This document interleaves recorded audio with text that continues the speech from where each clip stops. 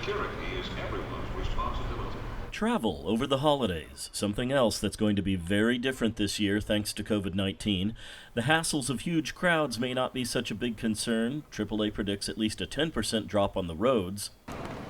And the same is true for air travel. AAA says less than 2.5 million people will fly somewhere over the 4-day Thanksgiving holiday period. If you are hopping on an airplane, you'll see some COVID-influenced security changes at San Diego International Airport. TSA has taken steps to help protect travelers as well as our own employees. The TSA's Lori Danker says one of those steps is how an agent determines that you are who you say you are. Now you'll just put your ID into a special scanner. Our TSA officer does not need to touch your ID. You're going to be asked to insert your own photo ID into the unit. And in doing so, there's no cross-contamination. Also new is one of those things that used to exist only in the world of sci-fi and comic books. Think Superman's X-ray vision.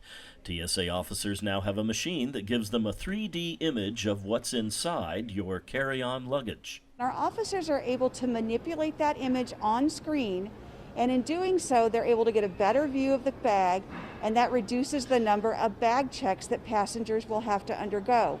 Another addition to keep travelers and TSA officers safe isn't high-tech at all. In fact, you see them everywhere in this pandemic.